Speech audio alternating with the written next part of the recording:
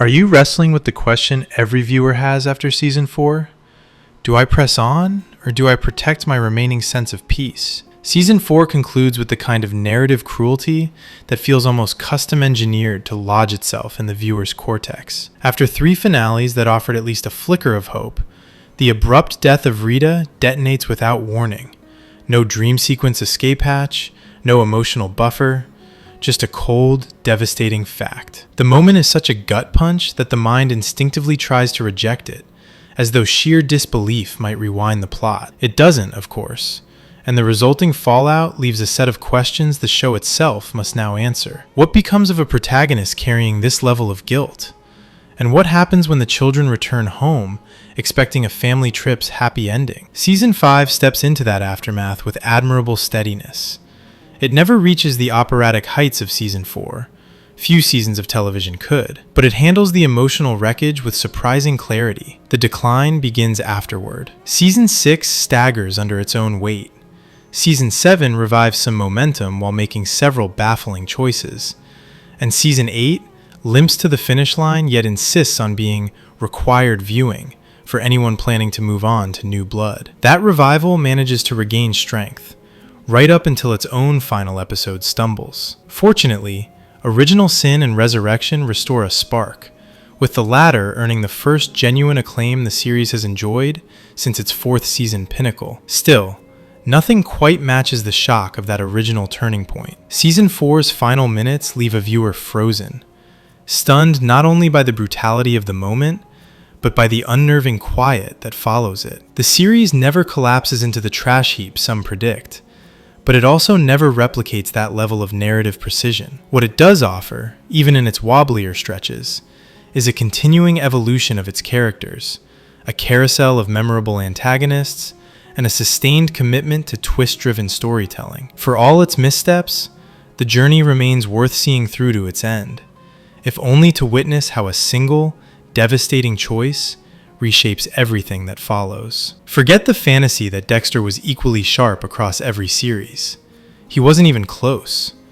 Determining Dexter Morgan's professional peak is a bit like charting the career arc of a prodigy who insists on periodically sabotaging himself. Still, his timeline offers a few clear eras of excellence, and a few equally clear lapses. The original run of the series provides the most obvious claim to his prime. Season 2, in particular, showcases a killer firing on all cylinders, intellectually sharp, meticulously prepared, and capable of slipping out of catastrophic situations with unnerving finesse. Yes, the back half of the series occasionally reduces him to a man who has apparently forgotten the first rule of clandestine dismemberment, but at his height, the Bay Harbor Butcher era remains a lesson in controlled monstrosity. New Blood, by contrast, presents a man whose instincts have calcified from disuse.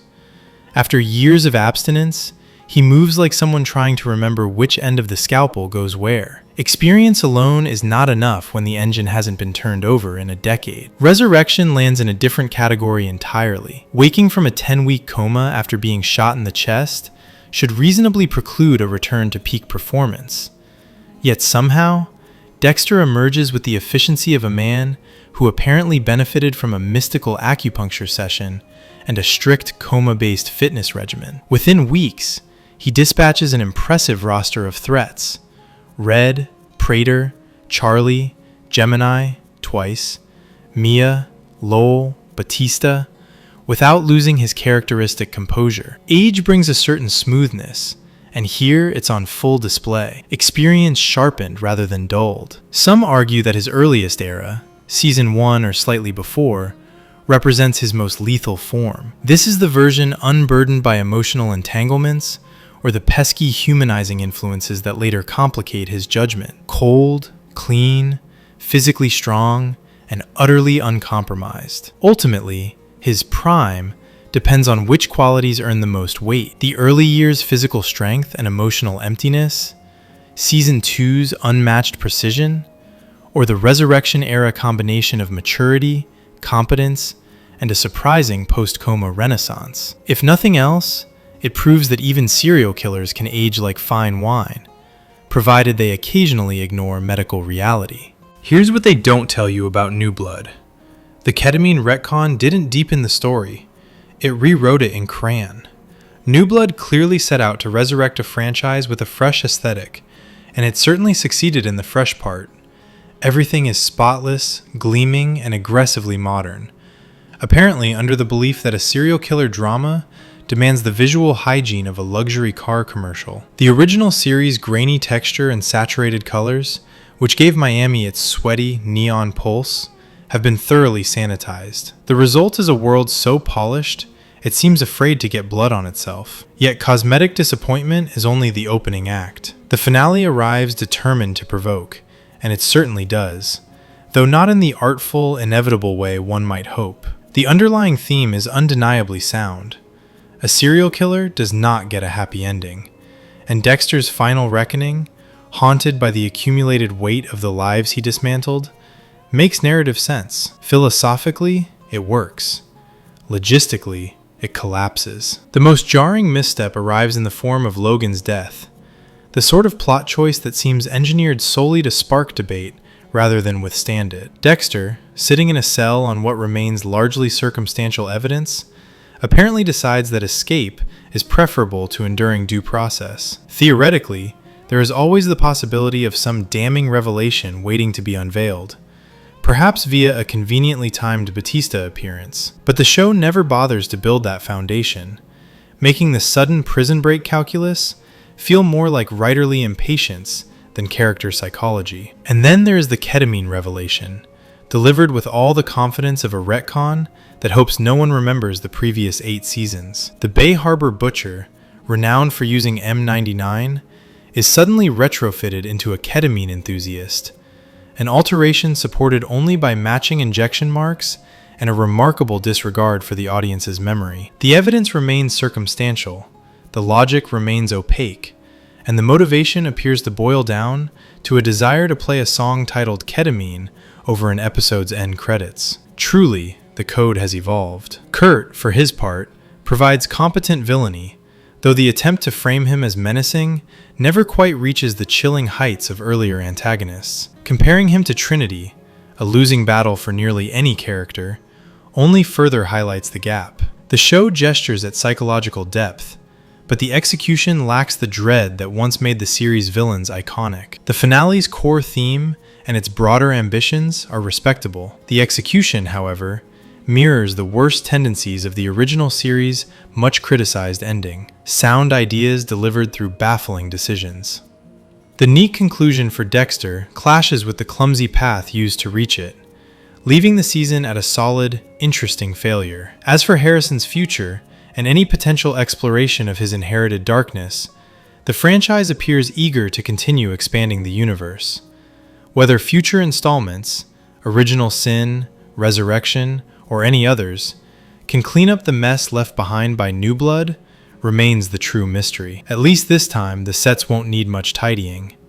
Everything already looks sterilized. The continuity oddities extend even to the Trinity lore, including conflicting accounts of his ritual cycles and the baffling suggestion that certain details were publicly known. The series seems content to allow contradictions to coexist, perhaps trusting the audience to simply admire the new, glossy finish instead. In the end, New Blood delivers a thematically appropriate demise for its titular anti-hero, but surrounds it with enough questionable choices to make the audience long for the days when the show's biggest sin was an overused voiceover. New Blood didn't reveal Harrison's inner monster.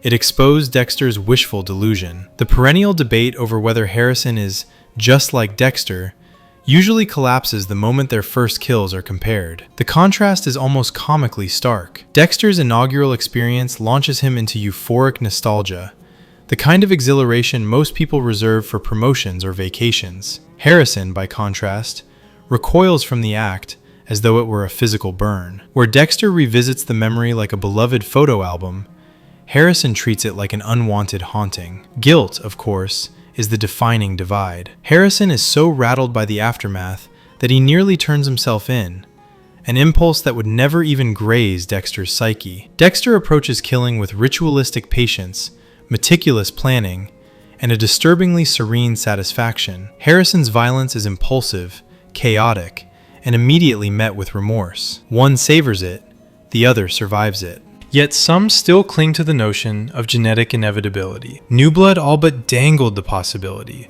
encouraged further by Dexter himself, who eagerly interpreted every teenage misstep as evidence of a hereditary, dark passenger. He seemed almost prepared to don Harry's old instructor's cap and usher Harrison into the family business.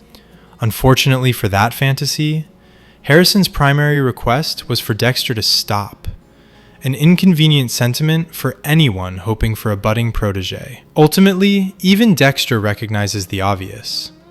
Harrison's turmoil is not a reflection of his own pathology. Harrison, as presented in Resurrection, is not an emerging serial killer, but a traumatized young man who has endured too much and inherited even more. His interest in law enforcement stems from an instinct to protect, not a desire to stalk prey. Even the girl he rescues appears to understand the complicated truth behind his actions, and protects him not out of shared darkness, but gratitude. The Hannah McKay factor only complicates fan theories further. Legally, she may hover somewhere within the FBI's ever-mutating definitions of a serial killer, but her killings are reactive, not compulsive. Self-preservation, not pleasure. Whatever her moral failings, she appears to have raised Harrison with relative stability, an irony considering neither Harrison nor Dexter seems especially aware or willing to discuss her own murderous resume. In the end, the great revelation is decidedly uncinematic. Harrison simply isn't Dexter. He harbors anger, trauma, and the capacity for harm, but not the predatory hunger that defines a serial killer. The franchise teased the possibility because audiences were curious, but the narrative ultimately rejects the idea. The son may carry shadows, but not the darkness his father embraced so devoutly. Are you trying to follow the Dexter timeline without needing a flowchart and a support group? Completing Dexter New Blood tends to inspire a familiar crisis. What on earth comes next? Fans clutch their viewing lists as though the franchise were a delicate chronological puzzle, when in reality, the order is hardly a Rubik's Cube. Despite the breathless debate, the sequence is painfully simple. Dexter Original Sin is a prequel to the original series. Therefore, it affects nothing that happens in New Blood or Resurrection. Watching it is entirely optional, an elective course, not a prerequisite. For those determined to experience it, the sensible placement is before Resurrection, if only to preserve whatever thematic continuity the franchise is still pretending to maintain. Of course, one can march directly into Resurrection without suffering any narrative deprivation. The story will remain intact, unsullied by the absence of a prequel, designed primarily for the pleasure of recognizing younger actors doing impressions of older ones. Speaking of those younger actors, Original Sin's casting has been described with the kind of awe typically reserved for royal coronations. Apparently, the actors resemble their future counterparts so convincingly that some viewers briefly question the laws of time and space. Naturally, the series was not renewed, quality being the traditional kiss of death in modern television. But at least it ends without a cliffhanger, offering a tidy, self-contained experience. Never assume the show's early romance plots matter. They're red herrings hiding a much darker connection. The ice truck killer is less a villain of the week and more a fully committed menace, specializing not only in homicide, but in the far more personal sport of tormenting Deborah Morgan. Yes, the man is a serial killer, no revelations there, but his real talent lies in being an unapologetic, emotional saboteur. What stands out, however, is the unnerving symmetry between him and Dexter. Their connection is drawn with such deliberate strokes that it stops resembling coincidence and starts resembling genealogy. Dexter's sudden resurfacing memories of his own buried childhood trauma only sharpen the implication. The two men are linked, potentially by blood. The timelines match, the origin stories echo each other, and the ice truck killer's casual references to a deceased mother feel almost pointed.